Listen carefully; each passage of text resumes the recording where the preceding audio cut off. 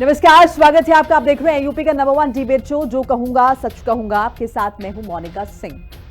अयोध्या में रामलला विराजमान है और राजा राम का दरबार पूरी तरह सज चुका है। मुख्यमंत्री योगी आदित्यनाथ ने अपने जन्मदिन पर राम दरबार की प्राण प्रतिष्ठा कर राजनीतिक संकेत भी दिए हैं, लेकिन इस बीच एक बड़ी बहस ने जोर पकड़ लिया है। सवाल ये उठ रहे हैं कि जब देश विदेश से नामचीन हस्तियां अयोध्या पहुंच रही हैं, तब देश के दो बड़े विपक्षी नेता राहुल गांधी और अखिलेश यादव आखिर क्यों राम मंदिर से उन्होंने दूरी बनाई हुई है?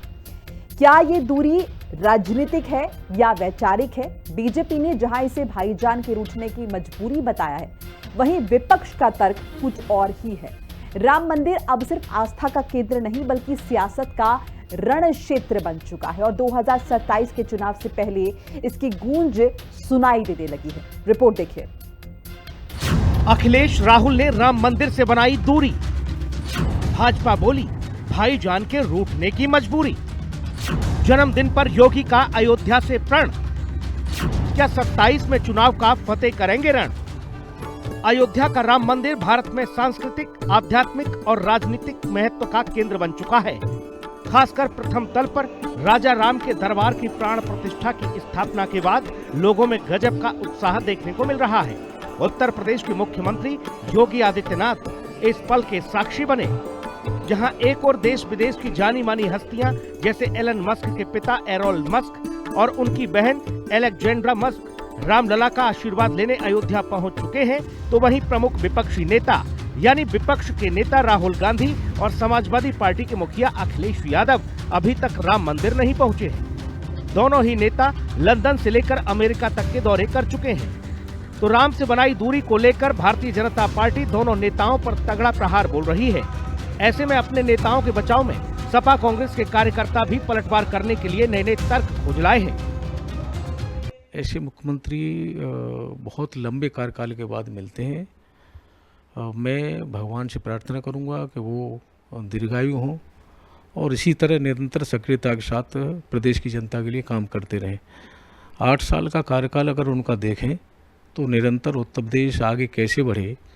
17 से पहले अगर देखें तो उत्तर प्रदेश अराजकता के माहौल में था, लेकिन वहाँ से निकल कर के आज उत्तर प्रदेश बना है। चाहे हम रोडों के विषय में देखें, चाहे स्वास्थ्य के विषय में देखें, चाहे बिजली के विषय में देखें, चाहे हम हर क्षेत्र में शिक्षा, स्वास्थ्य, सड़क, बिजली, पानी, सब मूलभूत ज़रूरतें होती है सबकी, और सबके लिए हमारी दोनों ही केंद्र में मोदी के नेतृत्व में सरकार, उत्तर प्रदेश में योगी जी के नेतृत्व में सरकार, दोनों ही सरकारों ने काम किया है। श्रीमान अखिलेश यादव हों या उनकी समाजवादी पार्टी, उनको भगवान श्री राम के राम जन्मभूमि मंदिर से शुरू से ही विरोध रहा है।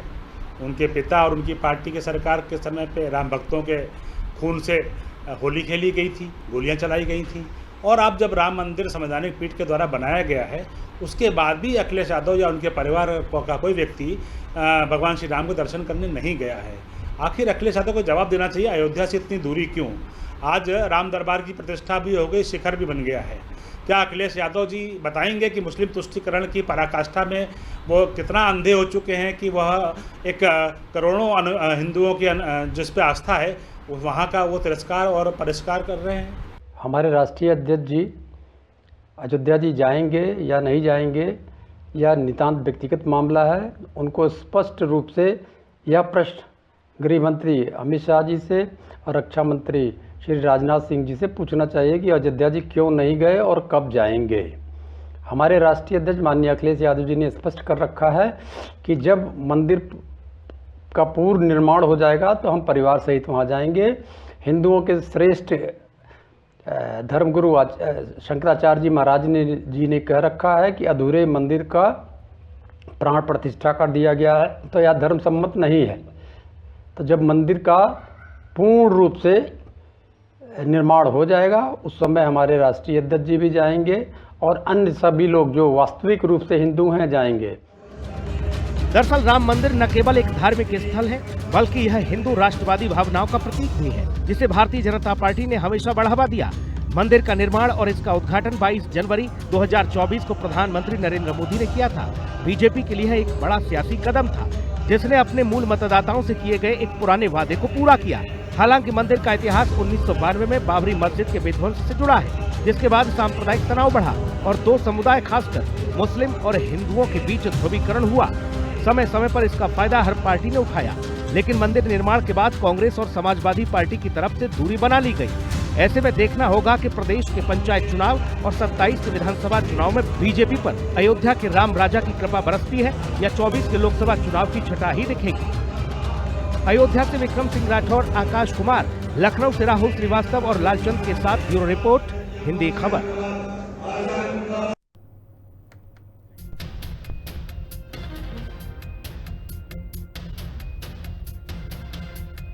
तो आज महत्वपूर्ण दिन अयोध्या के लिए।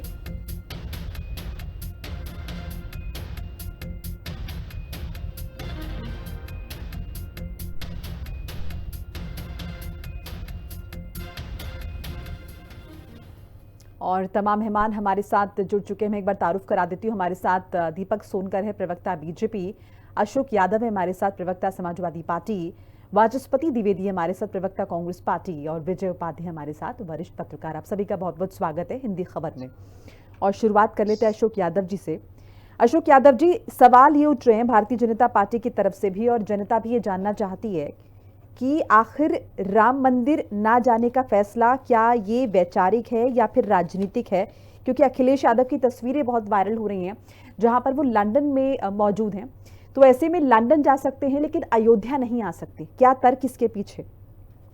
देखिए मोनिका जी, अयोध्या एक आस्था का प्रतीक है और युगों युगों से हमारे हिंदू समाज के लिए आस्था का प्रतीक रहा है, लेकिन उस अयोध्या को भारतीय जनता पार्टी राजनीति के अखाड़ा के रूप में तब्दील कर दिया था, जिसका दुष्परिणाम उसको 4 जून 2024 के लोकसभा चुनाव में देखने को मिला, जब भारतीय जनता पार्टी ने अपूर्ण राम मंदिर का एक राजनीतिक लाभ लेने की बदनीयत से प्राण प्रतिष्ठा करा दिया।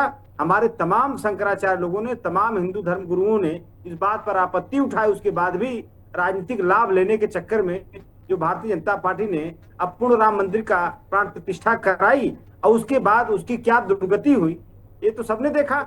उत्तर प्रदेश में 62 से 33 सीट पे आ गए और अपने आप को नॉन बायोलॉजिकल कहने वाले महामानव सदी के माननीय मोदी जी की खुद की लोकसभा सीट में 3,27,000 वोट कम हो गए। अच्छा, दूसरा सवाल आपने कहा कि हमारे राष्ट्रीय जी लंदन जा सकते हैं, अयोध्या क्यों नहीं? अयोध्या को फिर मैं कहूंगा, अयोध्या हमारी आस्था का केंद्र है, और जब भगवान राम का मंदिर पूर्ण रूप से बन जाएगा और भगवान राम का बुलावा आएगा, हमारे राष्ट्रपति जी कई मौके पर कहे हैं वो भागते हुए चले जाएंगे भगवान राम मंदिर के चरणों में नतमस्तक होने के लिए। और लंदन का सवाल जहां तक आपने किया है, लंदन या जो भी विदेश में जाते हैं हमारे राष्ट्रपति जी, वो हमारे उत्तर प्रदेश के बेहतर भविष्य के लिए, हमारे छात्रों नौजवानों के बेहतर भविष्य को, उनके भविष्य को सुनहरा बनाने के लिए, सीखने के लिए जाते हैं। आपने देखा होगा हमारे 2012 से 17 तक की जो सरकार थी मोनिका जी। ठीक है अशोक जी, मैं लौटूंगी आपके पास। एक बार सबका रिएक्शन ले लेते हैं, सबका रिएक्शन एक बार ले लेते हैं। वाचस्पति द्विवेदी जी, यही प्रश्न मेरा आपसे भी है कि आखिर अयोध्या से इतनी दूरी क्यों? आप सबको बहुत बहुत नमस्कार जी। हमारा अयोध्या से दूरी कहाँ है? हम तो अयोध्या के दिल में हैं, और अयोध्या ने हमारे बार बार हमारे सांसद निर्मल खत्री जी को जिताया है। ये लोगों का सोच परसेप्शन हो सकता है कि हम मंदिर से दूर है।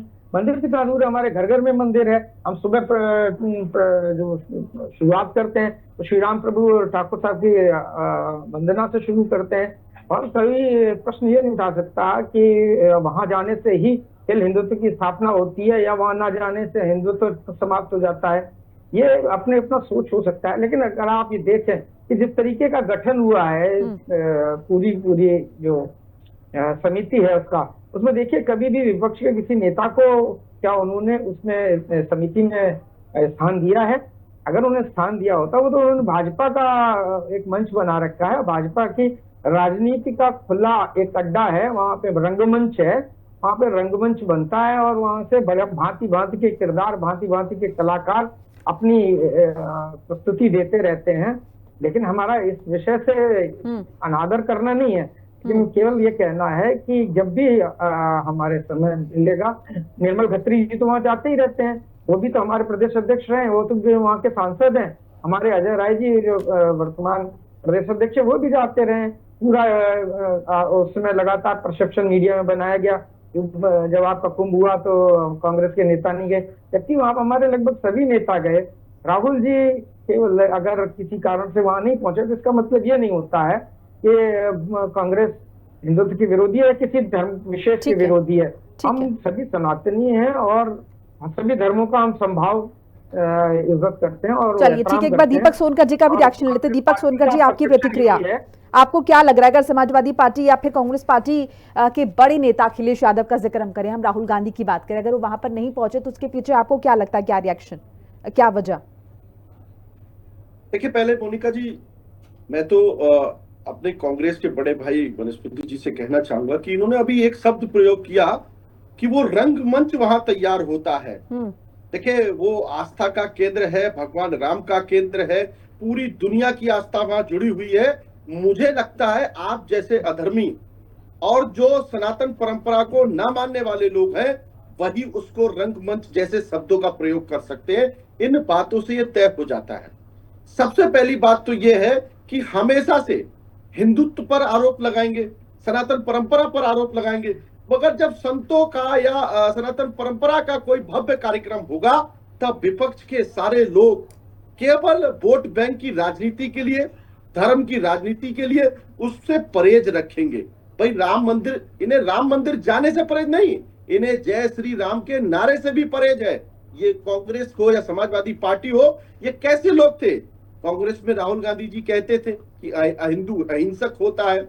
अखिलेश यादव जी लगातार संतों पर आरोप लगाते हैं, सनातन परंपरा पर आरोप लगाते हैं। और तो और मैं तो बताता हूं, इन विपक्ष को केवल किसकी चिंता है? इनको चिंता है, चाहे वो समाजवादी पार्टी हो चाहे कांग्रेस पार्टी हो, इनको चिंता है फैजान की, ईशान की, बेईमान की। मगर कहीं कोई घटना रामगोपाल मिश्रा के साथ होगी तो नहीं दिखाई देंगे, मगर कहीं घटना अगर संभल में फैजान के साथ हो जाएगी तो उसके दुखड़े के साथ रोने चले जाएंगे। अगर कहीं कोई बेटी, मैनपुरी की बेटी जो भारतीय जनता पार्टी को वोट देने की बात करती है, उसकी हत्या कर दी जाती है, उसके दर्द में शकील नहीं होंगे। कानपुर के अंदर जो इतनी बड़ी घटना, उसके साथ सुनने की होते, वहां नहीं जा सकते। ये किसके यहाँ जाएंगे?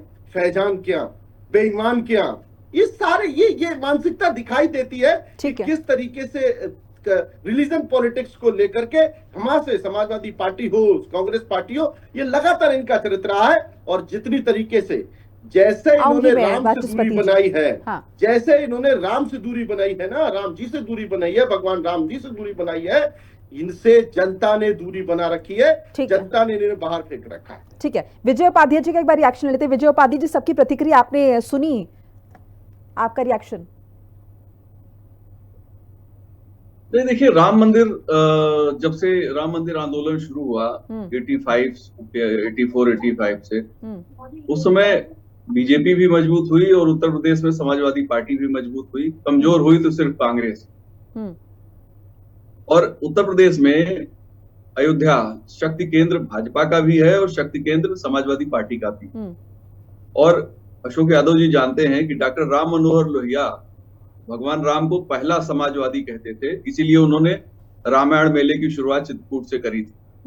और उनका एक बहुत ही प्रसिद्ध लेख है राम कृष्ण और शिव, जिसमें उन्होंने राम के आदर्शों की बात की है। और राम, देखिए, राम एक ऐसे ईश्वर हैं, अवतार हैं, जो परिवार कैसा होना चाहिए, भाइयों, पिता, माता, जितने भी रिश्तेदार हैं उनके साथ किस तरह के रिश्ते, मर्यादा कैसी होनी चाहिए, पत्नी के साथ कैसी मर्यादा होनी चाहिए, और समाज के साथ क्या मर्यादा होनी चाहिए। तो एक जो लोक मर्यादा है और लोकाचार है, वो राम सबसे ज्यादा बेहतर तरीके से लोगों के सम्मुख रखते हैं। मर्यादा पुरुषोत्तम। और एक ऐसा विकसित होता हुआ समाज, देखिए, मनुष्य कोई सभ्यता तो पैदा होते ही आई नहीं कि मानव समाज शुरू से ही सभ्य था। कुछ समाज बहुत लंबे समय से सभ्य हैं, कुछ बीच बीच में बाद में सभ्यता उनमें आई, उन्होंने विकसित की अपनी सभ्यता। तो भारतीय समाज जिस तरीके से आज देखिए 2500 साल पुराने तांबे के हथियार उत्तर प्रदेश में मिल रहे हैं, अब रथ मिल रहे हैं 2500 साल पुराने, ईशा से भी 2500 यानी 3500 साल पुराने मिल रहे हैं। तो एक विकसित सभ्यता की बात होती है। और राम के जो आदर्श हैं, आप देखिए, सबरी के पास भी जाते हैं, वो किसके पास, जिनको आज आदिवासी कहा जाता है, उस समय वनवासी कहा जाता था, उनके पास वो रहे। कहीं कोई भेदभाव नहीं था। एक समाज, ऐसा समाज की संरचना वो करते हैं जिसमें न कोई छोटा था न कोई बड़ा था। जो विद्वान थे उनका सम्मान था, वो किसी भी कुल से रहे हों। तो मैं ऐसा मानता हूं कि राम के आदर्श जो है वो ज्यादा महत्वपूर्ण है। हाँ। राजनीति के लिहाज से अगर आप देखें तो राजनीतिक दल अपने अपने तरीके से इसकी व्याख्या करेंगे, और मैं राजनीतिक तौर पे भाई उनकी सुविधा है और उनको अधिकार है। ठीक है, चुनाव आयोग ने उनका पंजीकरण किया है और उनको राजनीति करना है, तो सभी राजनीतिक दल इसको अपने अपने तरीके से इसकी व्याख्या करेंगे। चलिए ठीक है सर, मैं लौटूंगी आपके पास। वाचस्पति जी कुछ कहना चाह रहे थे, साथ साथ मेरा प्रश्न ये भी है आपसे द्विवेदी जी। देखिए, आपने कहा कि रंगमंच है बीजेपी का और बीजेपी के नेताओं ने खुद ही डिसाइड कर लिया, लेकिन कहीं ना कहीं हिमायत भी तो की है कि राम मंदिर बनना चाहिए। कांग्रेस पार्टी कितनी सक्रिय थी इस बात की, कितना फेवर में थी कि राम मंदिर बनना चाहिए अयोध्या में, या फिर अयोध्या का कायाकल्प होना चाहिए? बिल्कुल, बहुत अच्छा सवाल आपने कहा। पहले सोनकर जी की बात का जवाब दे दूं। सोनकर जी की पार्टी ने कोई हिंदुत्व का सर्टिफिकेट नहीं ले लिया। अगर उन्होंने कहीं से सर्टिफिकेट खरीदा है तो कितने में बेच रहे हैं और उन्होंने कितने में किससे हिंदुत्व का ठेका खरीदा है। सोनकर जी पहले उन्हें बोल लेने दीजिए। सोनकर जी आप काउंटर कर लीजिएगा, आप उन्हें बोल लेने दीजिए। दीपक जी प्लीज, मैं आपके बीच में नहीं बोला, आपके बीच में नहीं बोला। देखिए, जहाँ तक राम जन्मभूमि आंदोलन का सवाल है, 1947 से लेकर लगातार कांग्रेस उसमें रही। शिला पूजन किसने किया था जी? इसके बाद जीर्णोद्धार करने का किसने किया था? उसके बाद ताला किसने खुलवाया था? सब तो कांग्रेस का था। 84-85 में आरएसएस द्वारा प्रायोजित कार्यक्रम के तहत भाजपा का एक उत्सर्जन हुआ। भाजपा को एकदम बहुत बढ़त मिली, क्योंकि उन्होंने राम मंदिर को हिंदू ट्रस्ट, हिंदू आस्था का प्रतीक बना दिया और इस तरीके से प्रस्तुतिकरण दिया कि ये जो राम का नहीं है। अभी आप कह रहे थे जय श्री राम, अरे मैं आपका अपना नारा हो सकता है, मैं जय सीताराम कहता हूँ। हम लोग जय सीताराम को मानने वाले हैं, फिर सीता जी को भी लेके चलते हैं। आगे जय श्री राम की बात आगे दीपक जी में आ रही हूँ, दीपक जी में आ रही हूँ, आप काउंटर कर लीजिएगा। दीपक जी में आ रही हूँ मैं। दीपक जी, सोनकर जी थोड़ा सा बिहेव करिए, थोड़ा कुछ जोर तकाजा ही रख लीजिए। अगर हम वहाँ पे पकड़ नहीं होती तो निर्मल खत्री जी हमारे वहाँ सांसद कैसे बन जाते? और फागू चौहान जी को वहीं से भाजपा, वहीं से अयोध्या में हराया है ना। अगर हमारा गठजोड़ मजबूत ना होता तो हम वहां से कैसे जीते? हमारा जनाधार ना होता तो हम वहां कैसे जीते होते? हाँ, अभी ये हो सकता है। कांग्रेस इस जनांदोलन के बाद ये निश्चित रूप से हुआ कि कांग्रेस किसी एक पक्ष के साथ नहीं रह पाई, क्योंकि कांग्रेस सभी सर्वजन की है, सभी धर्मों की है, सभी मिल्लतों की है, सभी जन की पार्टी है। ठीक है, तो उसमें हम किसी का स्टैंड नहीं ले सकते, खुलकर एक स्टैंड नहीं ले सकते। भाजपा ने एक स्टैंड लिया और दूसरी पार्टियों ने भी अपना अपना स्टैंड ले लिया। हाँ। लेकिन हम इस तरीके के कभी धर्म की सियासत नहीं कर सकते। लेकिन हमारे लिए जितने राम है, चलिए एक बार दीपक सोनकर जी से काउंटर ले लेते हैं। जैन भी है, जैनैन है, सब लोग सभी धर्मों को मानते हैं और उनका संभाव से आदर करते हैं। ठीक है, दीपक सोनकर जी। देखिए, मैं वही बात कह रहा हूं कि इन्होंने कहा कि जिस तरीके से लगातार अपमानित की बात करने की बात हो, मैं पूछना चाहता हूं बड़े भाई से। अभी मैंने कहा कि ये जय श्री राम का नारा नहीं लगाएंगे, नहीं लगाया। जय श्री राम बोलने से इनको दिक्कत है, राम के नाम से इनको दिक्कत है। इनका यही मानसिकता है कि कैसे धर्म के नाम पर पॉलिटिक्स कर सकें, कैसे हम जाति के नाम पर पॉलिटिक्स कर सकें। और हमने तो सुना है ना कि राहुल गांधी जी तो खड़े होकर के कह रहे थे ये सारे हिंदू अहिंसक हैं। जो हिंदुओं का हिंसक बताने का काम कर रहे थे वो किस प्रवृत्ति के लोग हो सकते हैं? और पहली बात तो ये है कि देखिए, जिस तरीके से इन्होंने बात बताई, राम के मंदिर को बनाने से लेकर के उस प्राण प्रतिष्ठा को लेकर के लगातार भारतीय जनता पार्टी के जो मूलभूत एजेंडा था वो निश्चित रूप पे कैसे भगवान राम स्थापित वहां पर हो, कैसे स्थित की हो, ये करने का कार्य सर्वप्रथम रहा। मगर ये मानसिकता आपके भाव और आपके मन के अंदर नहीं आ सकती। आपके भाव के मन के अंदर क्या आएगा? फैजान का आएगा, ईशान का आएगा। ठीक है दीपक जी, ठीक है। चलिए मैं लौटूंगी आपके पास, एक बार अशोक यादव जी को इंक्लूड कर लेते हैं। अशोक यादव जी, आपने जिक्र किया कि अखिलेश यादव ने कहा है कि जब मंदिर का पूर्ण निर्माण हो जाएगा, तो अशोक यादव जी, क्या ये मुमकिन है कि किसी भी चीज का पूर्ण निर्माण हो जाए? हमारे घरों में भी कभी पूर्ण निर्माण तो नहीं हो पाता, रेनोवेशन हमेशा चल रहा होता है। रामलला की मूर्ति स्थापित हो चुकी है, बड़े पैमाने पर लोग आ रहे हैं, हम मिलन मस्क की फैमिली को देख रहे हैं और भी हम कई विदेशी नागरिकों को देख रहे हैं, और पहले भी हमने देखा है कई मौकों पे जब हमने रामलला की प्राण प्रतिष्ठा हुई थी तब भी। तो ऐसे में समाजवादी पार्टी का वहां ना जाना, क्या ये वोट बैंक की राजनीति के तहत हो रहा है? ये भी प्रश्न उठ रहे हैं। देखिए मोनिका जी, आपने कभी ऐसा नहीं देखा होगा कि किसी अपूर्ण मंदिर का प्राण प्रतिष्ठा हो गई हो। आपको याद नहीं होगा, किसी को नहीं याद होगा।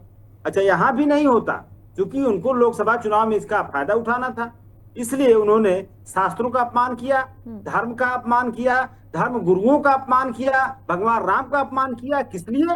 राजनीतिक लाभ लेने के लिए। और ये राजनीतिक लाभ की जगह उनको राजनीतिक हानि हो गई। आपने सवाल किया हमारे राष्ट्रीय अध्यक्ष जी नहीं गए। मैंने इसके भी पहले कहा कि राष्ट्रीय अध्यक्ष जी को हमारे किसी भी धर्म स्थल से कोई परहेज नहीं, वो सभी धर्मों का सम्मान करते हैं। भगवान राम को, भगवान कृष्ण को, भगवान शिव का तो मंदिर बनवा रहे हैं इटावा में, और वो भी भव्य और दिव्य मंदिर बना रहे हैं। तो आए कोई सवाल नहीं उठता है कि कौन जा रहा है कौन नहीं जा रहा। सवाल है कि हमारा समर्पण है भगवान राम के प्रति, भगवान शिव के प्रति। भारतीय जनता पार्टी क्या है कि भगवान राम के प्रति समर्पण नहीं है, और भगवान राम को एक पॉलिटिकल टूल की तरह इस्तेमाल करती है। यही अंतर है। आप देखिए, अभी अयोध्या में 5 तारीख तक कई सारे प्रोग्राम चले, जिसमें मैं देख रहा था कि 5 जून तक अयोध्या में होने वाले अनुष्ठान, जिसमें 2 जून को लिखा है प्रायश्चित कर्म, 3 जून को पंचांग पूजन, 4 जून को देवताओं का पूजन और 5 जून को प्राण प्रतिष्ठा और प्रसाद होगा आरती, ये कार्यक्रम उसका था। लेकिन 2 जून को मोनिका जी एक कार्यक्रम है प्रायश्चित कर्म। तो मैं पूछना चाहता हूं कि जो प्रायश्चित कर्म वाला कार्यक्रम जब भाजपा ने क्या इसको संपादित किया, अगर प्रायश्चित कर्म वाला कांड इन्होंने कर्मकांड इन्होंने प्रायश्चित किया होता, तो जो व्यभिचार इनके नेताओं के आए दिन आ रहे हैं उसका भी इन्होंने प्रायश्चित किया होगा। जो भ्रष्टाचार की एक चरम मतलब एक्सट्रीम भ्रष्टाचार, आपको याद होगा जल जीवन मिशन में उत्तर प्रदेश में 40 दिन में तीसरी टंकी धराशायी हो गई। तो ये भ्रष्टाचार, व्यभिचार, गालियों का रोज नए नए कीर्तिमान स्थापित कर रहे हैं भाजपा के लोग। नींव पर खड़ी होने वाली पार्टी प्रायश्चित कर्म है, जो भ्रष्टाचार की नींव पर खड़े होने वाली पार्टी किया कि नहीं, जो गोमती रिवर फ्रंट जैसे घोटालों के निष्पक्ष करने वाली पार्टी हो, आज वो उन्होंने प्रायश्चित कर्म में जिन्होंने अयोध्या में प्रायश्चित किया कि नहीं, परंपरा की बात बता रहे विचार का प्रायश्चित किया कि नहीं। चलिए ठीक है दीपक जी, अशोक जी भी आपके पास लौटे हुए। विजय उपाध्याय जी का भी रिएक्शन। विजय जी मुस्कुरा भी रहे हैं, मुझे लगता है शायद खुद से कुछ कहना चाह रहे हैं। विजय जी, आपको लग रहा है कि 2027 की इलेक्शंस पर, ठीक है दीपक जी मैं लौट रही हूँ आपके पास। विजय जी, 2027 के इलेक्शंस की तैयारी हो रही है, या फिर जो कुछ हम अभी देख रहे हैं इन तमाम हैपनिंग्स का असर पड़ने वाला है 2027 के चुनावों में? भगवान राम के सहारे तो चुनाव जीतना मुश्किल होता है, क्योंकि जब 93 में देखे, 92 में 4 राज्यों की सरकार बर्खास्त हुई थी, हिमाचल प्रदेश, राजस्थान, मध्य प्रदेश और उत्तर प्रदेश। 93 में सिर्फ 1 में भाजपा वापस आई, 3 में भाजपा चुनाव हार गई थी, राजस्थान, मध्य प्रदेश, उत्तर प्रदेश में हार गई थी। अभी आप देखिए 2024 को 4 जून को जो रिजल्ट आया था, ठीक 1 साल पहले, अयोध्या सीट भारतीय जनता पार्टी हार गई थी। तो ये जो जोड़ा जाता है, हम ही लोग जोड़ते हैं, मीडिया के लोग जोड़ते हैं कि राम के सहारे भाजपा चुनाव जीत जाएगी। समीकरण के सहारे भाजपा चुनाव जीत सकती है, लीडरशिप के सहारे भाजपा चुनाव जीत सकती है, लेकिन भगवान राम की चूंकि सभी लोग मानते हैं। हाँ। जो राम को नहीं मानते, देखिए राम 2 तरीके के हैं, एक सगुण राम है, एक निर्गुण राम, यानी एक तुलसी के राम है, एक कबीर के राम। हाँ। तो राम तो कबीर के भी हैं और राम तुलसी के भी हैं। कबीर के निर्गुण राम है, वो ये वाले राम नहीं, वो एक आध्यात्मिक अलग किस्म के राम है। तो सभी मानते हैं, इसका चुनाव से बहुत ज्यादा लेना देना होता नहीं है। और अगर ऐसा होता हाँ। तो मंदिर बनने के बाद तो कम से कम अयोध्या भारतीय जनता पार्टी जरूर जीती होती। वहां अवधेश प्रसाद, अयोध्या के राजा के प्रसाद, वो चुनाव जीत गए, प्रसाद साहब चुनाव जीत गए। हाँ। ये कहना कि 27 में बहुत ज्यादा फर्क पड़ेगा, हाँ देखिए है क्या कि राम मंदिर आंदोलन बहुत लंबे समय से चला, आजादी के पहले से चल रहा था, लगातार मांग कर रहे थे लोग कि भाई यहाँ पे राम जन्मभूमि था। वैसे भी वहां मुस्लिम आबादी थी ही नहीं, तो वहां मस्जिद होने का कोई मतलब नहीं था।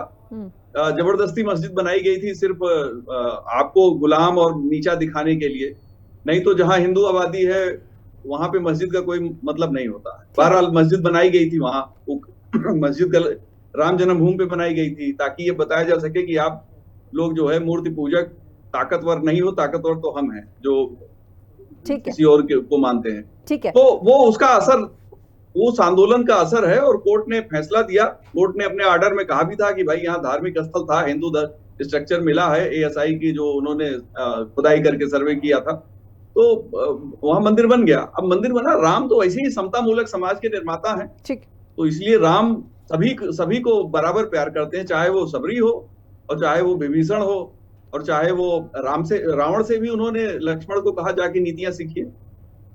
ठीक है।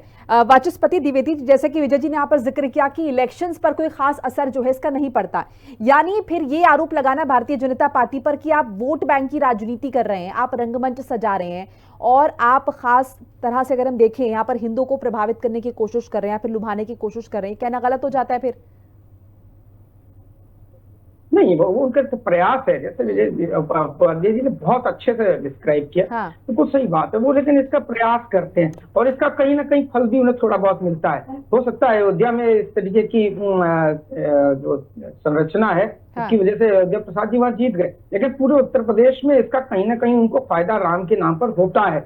लेकिन केवल राम से काम नहीं चले, राम तो हमारे आराध्य हैं। लेकिन डेवलपमेंट हुआ वाचस्पति जी, डेवलपमेंट हुआ, उससे सिरे से नकार नहीं सकते। कॉन्स्टिट्यूशन को हम कॉन्स्टिट्यूशन में सरकार बनाते हैं, कॉन्स्टिट्यूशन पर अहद रखते हैं, कॉन्स्टिट्यूशन पे हमें भरोसा है, हम कॉन्स्टिट्यूशन पर ही चलना चाहते हैं। लेकिन ये लोग की बात कांग्रेस पार्टी बराबर कॉन्स्टिट्यूशन को रखने की कोशिश कर रहे हैं। गांधी जी ने भी राम को माना था और उनके अंतिम शब्द ही हे राम थे और राम राज्य की स्थापना करना चाहते थे, लेकिन उनका राम भाजपा के राम से बिल्कुल अलग था।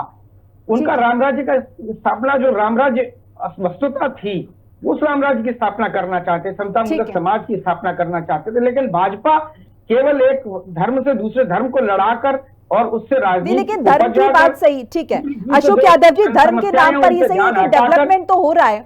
अगर महाकुंभ का आयोजन हुआ है तो टूरिज्म को बढ़ावा तो मिला है, अगर अयोध्या में राम मंदिर बना है तो टूरिज्म को बढ़ावा तो मिला, टूरिज्म के बहाने रोजगार भी उत्पन्न होते हैं जाहिर तौर पर, और प्रसिद्धि आती है वो अलग। क्या इस बात को हम खारिज कर सकते हैं? नहीं, देखिए मोनिका जी, आपने कहा कि डेवलपमेंट हुआ है, हाँ। लेकिन वहीं पे दूसरा सवाल उठता है, किसका डेवलपमेंट, किसका हुआ है?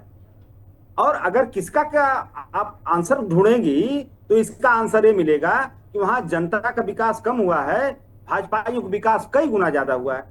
आप देखिए, माझा जमथरा गांव है, अयोध्या के बगल में ही है, वहां सेना के लिए जो जमीन थी, सेना के लिए ये जो डेवलपमेंट अयोध्या का, इसे हम खारिज कर दी कि अगर स्टेशन बेहतर हो गए, वहां पर पहले से मंदिर बन गया है, सड़कें बन गई हैं, ये जो इंफ्रास्ट्रक्चर डेवलपमेंट होता है, क्या इसे हम कंसिडर नहीं करेंगे? इसे भी तो कंसिडर करेंगे अशोक यादव जी।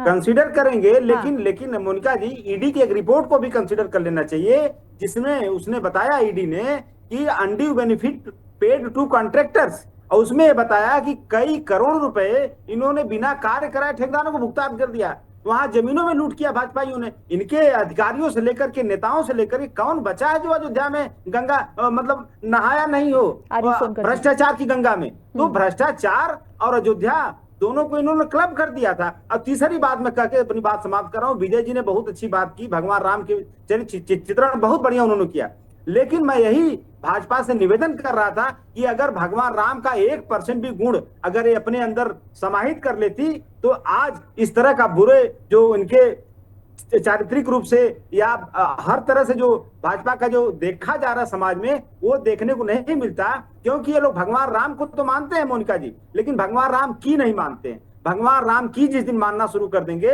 उस दिन बुराइयां भी कम हो जाएंगी। अशोक यादव जी, लेकिन क्या डाउनफॉल यहाँ पर नजर आ रहा है? 2 बार सरकार बन गई है और डाउनफॉल कहाँ कहेंगे इसे हम? ठीक है, एक बार दीपक सोनकर जी भी कुछ कहना चाह रहे हैं। दीपक जी बोलिए। नहीं, मैं ये कह रहा हूँ मोनिका जी कि भगवान राम की प्रार्थना का सर्टिफिकेट या भगवान राम की आस्था का सर्टिफिकेट ये अशोक जी नहीं बांटेंगे। ये देश की जनता, प्रदेश की जनता, और जिस तरीके से मंदिर पर भगवान राम पर आस्था रखती है वो सब तय कर रहे हैं कि जिस तरीके से भगवान राम के भक्तों पर गोलियां किसने चला दी। अरे मेरे भाई, वो विषय बीत गया, उसको भूल जाओ। मिल्कीपुर के चुनाव का परिणाम भी देख लो, कई उपचुनाव के परिणाम को भी देख लो। आप जो एक बार के परिणाम को आप देखते हो, उसके बाद के परिणाम को भी देख लिया करो अशोक भाई। देखिए, जिस तरीके से जनता ने आपको नकार रखा है ना उत्तर प्रदेश के अंदर, ये परपार्टी यही है। ये परपार्टी इसीलिए है कि लगातार जिस तरीके से रिलीजन की पॉलिटिक्स आप करते हैं, भगवान राम से परहेज आप रखते हैं, काशी विश्वनाथ कॉरिडोर से परहेज आप रखते हैं, कृष्ण जन्मभूमि की कॉरिडोर से परहेज आप रखते हैं। जहां धर्म के विकास की बात होगी, जहां पर्यटन के क्षेत्र के डेवलपमेंट की बात होगी, वहां समाजवादी पार्टी को दर्द होगा, कांग्रेस को दर्द होगा। जहां जनता के विकास के हित की बात होगी, जहां समाजवादी पार्टी को दर्द होगा, कांग्रेस को दर्द होगा। ये जनता के हितों से हमेशा दूर रहे।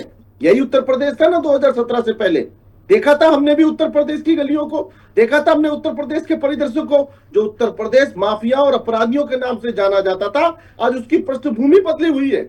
आज जो चाहे भगवान राम के मंदिर की स्थापित करने की बात हो, चाहे काशी विश्वनाथ कॉरिडोर की बात हो, चाहे हर क्षेत्र के अंदर फैले हुए एक्सप्रेस वे की बात हो, चाहे सबसे ज्यादा एयरपोर्ट बेड लाने की बात हो, चाहे सबसे ज्यादा मेडिकल कॉलेज लाने की बात हो, चाहे शिक्षा के अंदर बड़े बड़े संस्थानों को डेवलपमेंट करने की बात हो, चाहे युवाओं को रोजगार से जोड़ने की बात हो, आज हर एक क्षेत्र में जनता के चिंता के लिए हमने भी देखा था योजनाओं पर वाचस्पति जी का रिएक्शन ले लेते हैं, थोड़ा धर्म के शॉर्ट नाम रखेंगे, ठीक है, धर्म संक्षेप के में। नाम पर धर्म के देख करके ही योजनाएं दी जा रही थी। ठीक है, मंदिरों का वाचस्पति जी। विकास नहीं होगा, 30 सेकंड्स में कब्रिस्तानों की प्लीज। मस्जिदों की मंदिर बनाई ठीक है, जाएंगी। दीपक जी मोनिका मैं जी, लौटूंगी, 30 सेकंड्स। अयोध्या में राजा राम नहीं है, राजा राम का राज्य नहीं है, अब कॉर्पोरेट का राज्य हो गया। अशोक यादव जी हमारे मित्र अच्छी तरह जानते हैं, वो कैटेगरी आपको बताएंगे कि सर्किल रेट इसके पहले, राम मंदिर के बनने से पहले सर्किल रेट क्या था और उसके बाद अब सर्किल रेट क्या है। आम जनता के हाथ से वहां पर आम जनता का वो निवेश करने का और औचित्य खत्म हो गया, उसके पास इतना पैसा ही नहीं है। आपने सर्किल रेट इतना बढ़ा दिया है, सर्किल रेट बढ़ा के आप वहां पे अमिताभ बच्चन, वहां पे पहले के और बहुत बहुत नाम नहीं लेना चाहूंगा, समय कम है, मैं पूरी लिस्ट दे सकता हूं कि सबसे ज्यादा वहां पर निवेश किसने किया और उसका फायदा किसको होने वाला है। वहां की आम जनता को इसका फायदा होने वाला नहीं है। और ये राम का राज्य वहां पे नहीं हो रहा है, वहां पर कॉर्पोरेट का राज्य हो रहा है और प्रधानमंत्री जी और मुख्यमंत्री जी वहां पे कॉर्पोरेटाइजेशन कर रहे हैं और उसको बिल्कुल कॉर्पोरेटीकरण कर रहे हैं। बिल्कुल आप देख लीजिए कि आम आदमी अगर यही होता, अगर सब कुछ ठीक हो रहा होता तो आम जनता ने इनको क्यों पराभव दिया होता। अब पिछले लोकसभा इलेक्शन में उनकी आम जनता को क्रश किया गया, वहां पे उनसे बलात् जमीनें ली गई, उनके सर्किल रेट आप देखिए ना क्यों ऐसा हुआ। चलिए ठीक है, विजय उपाध्याय जी, किसके लिए अगर ये सवाल उठ रहे हैं कि राहुल राहुल गांधी या फिर अखिलेश यादव वहां पर नहीं गए तो इसे क्या वैचारिक दूरी मानेंगे या फिर इस बात को बेवजह तूल दिया जा रहा है, किस तरह से इसको देखें? मेरे देखिए, एक लाइन तो मैं कांग्रेस पे कहूंगा। अभी लोकसभा चुनाव के पहले कांग्रेस कह रही थी कि ताला हमने खुलवाया, न्यू पूजन हमने 89 में, जो अभी कह रहे हैं राजनीतिक उपयोग, तो पहला राजनीतिक उपयोग तो कांग्रेस ने 89 में किया। न्यू पूजन के बाद चुनाव अभियान शुरुआत की थी स्वर्गीय राजीव गांधी ने। वाचस्पति जी बहुत सीनियर आदमी है, इनको सब याद होगा, पता होगा। और इनको लेकिन राम ने जिताया नहीं, इनको बहुत बुरी तरह 89 में हरा दिया। तो ये अलग बात है। लेकिन जहां तक अखिलेश जी की बात, अखिलेश जी तो केदारेश्वर मंदिर इटावा में बना रहे हैं, वो आस्थावान व्यक्ति है। और ये कहना कि वो राम के मंदिर नहीं जा रहे, मुझे लगता है कि उन्होंने कहा है कि हम तो किसी न किसी दिन जाएंगे। तो अखिलेश जी की आस्था अलग है, राजनीति अलग है। तो जो केदारेश्वर मंदिर का निर्माण कर रहा हो तो वो निश्चित तौर पे एक आस्थावान व्यक्ति ही हो सकता है। लेकिन अगर राजनीतिक मजबूरियां हैं, कहीं वोट कोई नाराज हो सकता है, कोई वोट नहीं। अब आप देखिए, मंदिर जाने से वोट कम हो सकता है, ये भी भारत की राजनीति की दुविधा है। और गीता लेकर और राम की बात करते हुए गांधी जी अनशन भी करते हैं। तो एक बहुत ही ऐसे नए दौर के राजनेता जो है वो शायद उन चीजों को उस तरीके से रखना नहीं चाहते हैं या बोलना नहीं चाहते। मैं समझ नहीं पाता हूं क्यों ऐसा है। लेकिन राम की वजह से अयोध्या में 70,000 से ज्यादा लोगों को रोजगार मिला है। शिल्प, और उसमें बड़े लोग जो कह रहे हैं त्रिपाठी जी, इनका नजरिया है, क्योंकि इनको सिर्फ बड़े लोग दिखते हैं और परिवार में, समाज में संपन्न लोगों की जरूरत होती है। ये तो सोशलिस्ट कांग्रेसी हो गए थे, इन्होंने सारी कानपुर की इंडस्ट्री बंद करा दी, मुंबई की इंडस्ट्रियां सब बंद करा दी, कोलकाता की इंडस्ट्रियां बर्बाद करा दी, यूनियन बना के और मजदूरों को एकजुट करवाकर इंडस्ट्री में सब ताला डलवा दिया, इंडस्ट्रियलाइजेशन का बैंड बजा दिया भारत के। ये तो नए सिरे से अब मैन्युफैक्चरिंग की कोशिश हो रही है और रोजगार पूछते हैं रोज, ये कितना रोजगार कोई सरकार दे रही है। तो मैं ऐसा मानता हूं कि राम की वजह से रोजगार लोगों को मिल रहा है। और 70,000 तो अवध यूनिवर्सिटी, जो डॉक्टर राम मनोहर लोहिया अवध यूनिवर्सिटी, उसके इकोनॉमिक्स डिपार्टमेंट ने हम लोगों को बताया था कि 70,000 लोगों को तो सीधे तौर पे तमाम प्रत्यक्ष मिले हैं, अप्रत्यक्ष मिला है। वहां होम स्टे कम से कम 2-2,500 होम स्टे बने हैं, जिसमें सब में अगर 2-2, 3-3 लोगों को रोजगार जोड़ लिया जाए तो खाली होम स्टे से 30,000 लोगों को रोजगार मिल गया है। जो दुकानें बनी हैं, जो टैक्सी वाले हैं, होटल वालों का, जो पूरी अयोध्या बदल गई है, कायाकल्प हो गया। शायद त्रिपाठी जी गए नहीं है वहां पे। अब अयोध्या पूरी तरह बदल गई। राजनीतिक तौर पे कौन जीतता कौन हारता वो अलग बात है, लेकिन जहां तक अयोध्या के कायाकल्प की बात है वो अद्भुत है और लोगों को बहुत बड़ी संख्या में रोजगार मिला। अशोक यादव जी, कायाकल्प हुआ है अयोध्या का, इस बात को मानना पड़ेगा, और महाकुंभ से भी फायदा हुआ है, हाँ या नहीं? देखिए, ऐसा है कि महाकुंभ हुआ, सुन लीजिए मुनका जी, महाकुंभ हुआ, माँ गंगा हुई, भगवान राम हुआ, हाँ। राम हुए, ये लोग सुन लीजिए, ये वक्त की लोग कमी है सर। भाजपा का क्या है एजेंडा कि इनका दोहन करते। अब दोहन किस तरह का? आर्थिक और राजनीतिक इनका दोहन है। देखिए किसी के सगे नहीं है।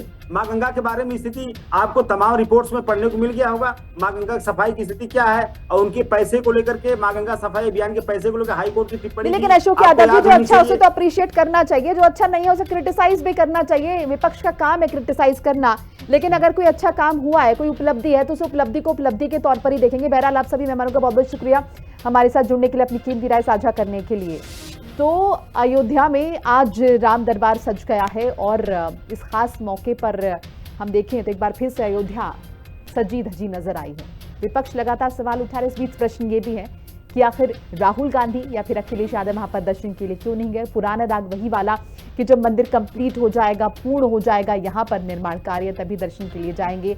अब इस बात को देश की जनता किस तरह से लेती है और इसे बीजेपी किस तरह से आगे लेकर जाती है, ये देखना काफी दिलचस्प होगा, महत्वपूर्ण भी होगा।